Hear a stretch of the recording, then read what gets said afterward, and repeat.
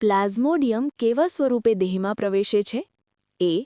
સ્પોરોઝુઓઇટ, બી. ટ્રોફીઝુઓઇટ, C. મેરેઝુઓઇટ, D. આપેલ તમામ. ઉત્તર એ. સ્પોરોઝુઓઇટ. કયા વાહક દ્વારા મલેરિયાનો પ્રજીવ મનુષ્ય દેહમાં પ્રવેશે છે? એ. એનોફિલિસ મચ્છર, બી. માદા એનોફિલિસ મચ્છર, સી.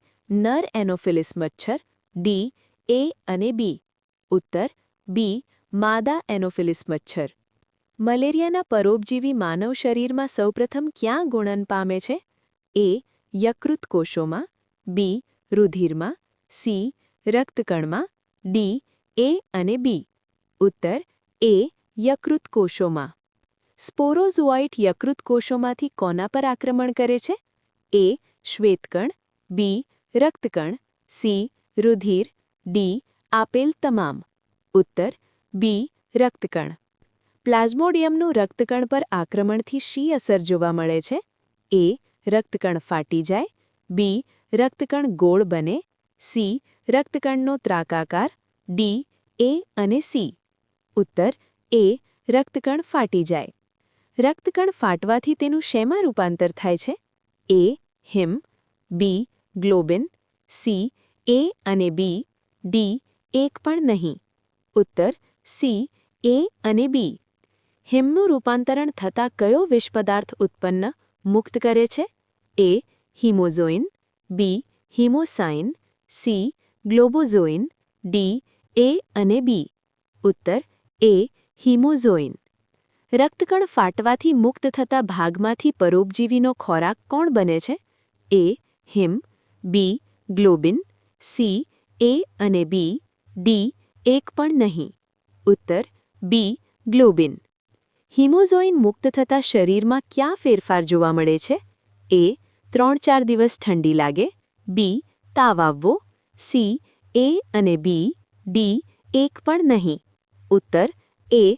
3-4 દિવસ ઠંડી લાગે. ચેપી વ્યક્તિમાંથી મલેરિયાના પરોપજીવી મચ્છરના શરીરમાં કેવી રીતે પ્રવેશે છે? એ. માદા એનોફિલિસ કરડવાથી, બી. નર એનોફિલિસ કરડવાથી, સી. એનોફિલિસ કરડવાથી, ડી. એ અને બી. ઉત્તર બી. માદા એનોફિલિસ મચ્છર. મલેરિયાના પરોપજીવીને પોતાનું જીવનચક્ર પૂર્ણ કરવા માટે કેટલા યજમાનની જરૂર પડે છે? એ. 1, બી. 2, સી. 3, ડી. આપેલ તમામ. ઉત્તર બી. 2. મચ્છરમાં સ્પોરાઇટ આંતરડામાંથી મુક્ત થઈ મચ્છરમાં ક્યાં સ્થાનાંતરિત થાય છે? એ. યકૃત, બી. લાળગ્રંથિ, સી. મુખાંગોમાં, ડી. આપેલ તમામ. ઉત્તર બી. લાળગ્રંથિ. સ્પોરોઝુઓઇટનો આકાર કેવો છે? એ.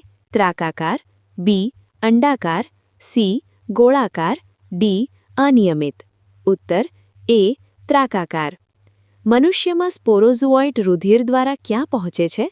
એ. આંતરડામાં, બી. રક્તકણમાં, સી. યકૃતમાં, ડી. આપેલ તમામ. ઉત્તર સી. યકૃતમાં. મલેરિયાના પરોપજીવીમાં માદાજન્યુ કોષો કેવા જોવા મળે છે? એ.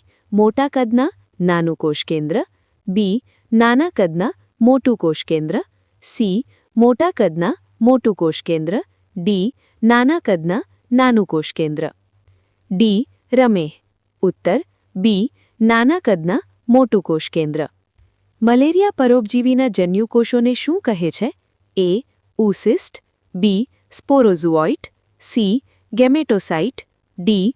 એ અને સી. ઉત્તર સી. ગેમેટોસાઇટ. અમીબિયા મર્ડો કે અમીબિયાસિસ કોના દ્વારા ફેલાય છે? એ. પ્રજીવ, B. Bacteria, C. Virus, D. આપેલ તમામ. ઉત્તર એ. પ્રજીવ. કયા પ્રજીવ દ્વારા મર્ડો ફેલાય છે? એ. અમીબિયા હિસ્ટોલાઇટિકા, બી. અમીબિયાસિસ, સી. એન્ટાઅમીબા હિસ્ટોલાઇટિકા, ડી. એક પણ નહીં. ઉત્તર સી. એન્ટાઅમીબા હિસ્ટોલાઇટિકા. મરડાના લક્ષણો ક્યાં છે? એ. કબજિયાત, બી. ઉદરમાં દુખાવો અને ખેંચાણ, સી.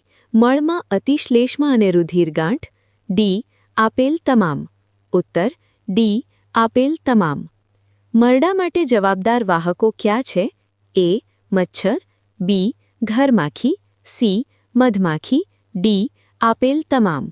ઉત્તર બી. ઘરમાખી. કૃમિજન્ય રોગ કયો છે? એ.